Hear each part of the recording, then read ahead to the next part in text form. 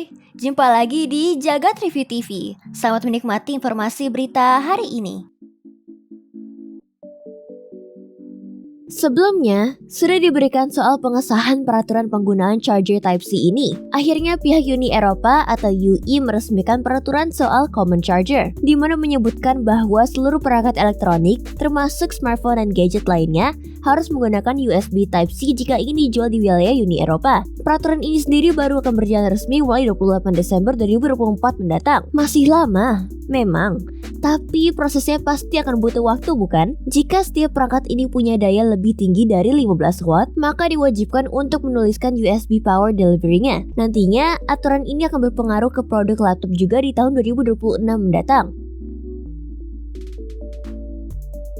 Tahu kan kalau mau punya icon verified biru di Twitter, penggunanya perlu langganan Twitter Blue? Nah, biaya Twitter Blue ini seharusnya seharga $7 per bulannya. Tapi nampaknya pengguna iPhone diberikan harga yang berbeda. Pengguna iPhone mengeluhkan bahwa Twitter Blue di aplikasi mereka harus membayar $11 atau setara dengan Rp171.000. Hal ini terjadi sebagai kompensasi potongan 30% yang diambil oleh pihak Apple sebagai pajak dari pembelian di dalam aplikasi in-app purchase. Tapi jika pengguna iPhone ini beli Twitter Blue di desktop, misalnya, harga yang ditawarkan normal kok. Membingungkan ya. Lebih baik beli dari website aja dong kalau begitu. Dua fitur baru telah dihadirkan untuk Google Chrome, di mana keduanya mampu memaksimalkan performa browser hingga 40% sembari mengurangi penggunaan RAM lebih dikit. Dengan begini, diharapkan browser bisa tetap dibuka lebih banyak dengan penggunaan baterai yang semakin rendah. Dua fitur baru tersebut dinamakan Memory Saver dan Energy Saver, akan memaksimalkan kinerja browser tanpa harus takut kemakan RAM banyak atau baterai cepat drop. Jadi, kau bisa buka berpuluh-puluh tab Chrome dengan lebih leluasa ya. Dua mode ini akan hadir di Chrome untuk Windows, Mac OS, dan Chrome OS dalam beberapa minggu ke depan. Jadi sabar menunggu saja ya. Google mengumumkan bahwa hasil pencarian di website desktop tak lagi ditampilkan dalam bentuk halaman-halaman. Mereka kini menggantinya dengan continuous scrolling yang anti ribet. Ini tuh yang tinggal scroll atau swipe ke bawah saja.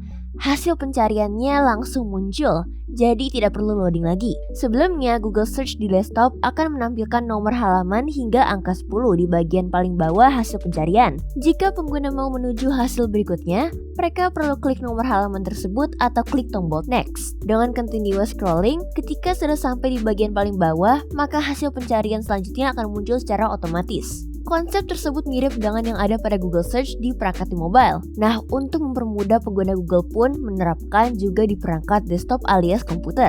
Untuk saat ini continuous scrolling itu baru tersedia di wilayah Inggris dan Amerika Serikat saja. Semoga saja sih Indonesia bisa segera menyusul ya.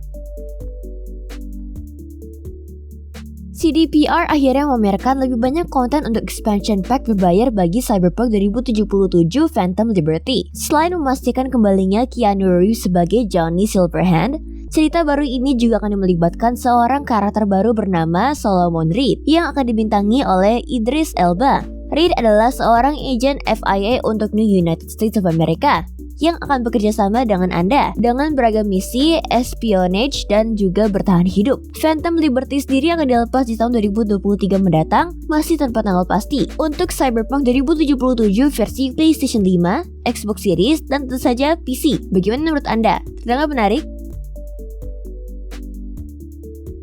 Returnal resmi masuk PC. Bersama dengan sebuah trailer pendek yang Sony hanya memamerkan isi konten versi PC yang tidak banyak berbeda dengan update terakhir di versi PlayStation 5, termasuk kesempatan untuk menikmatinya dalam mode co-op sekaligus ekstra tantangan Tower of Sisyphus yang menunggu. Belum ada informasi soal konten atau fitur eksklusif apa saja yang akan tersedia di versi PC nantinya. Berita lebih keren dan mengejutkannya lagi, lewat halaman Steam Store yang sudah terbuka, Returnal versi PC ini juga akan mendukung bahasa Indonesia, baik untuk subtitle ataupun interface. Sayangnya, Sony sendiri belum mengumumkan tanggal rilis pasti untuk Returnal versi PC ini. Bagaimana dengan Anda? Tertarik menjajalnya?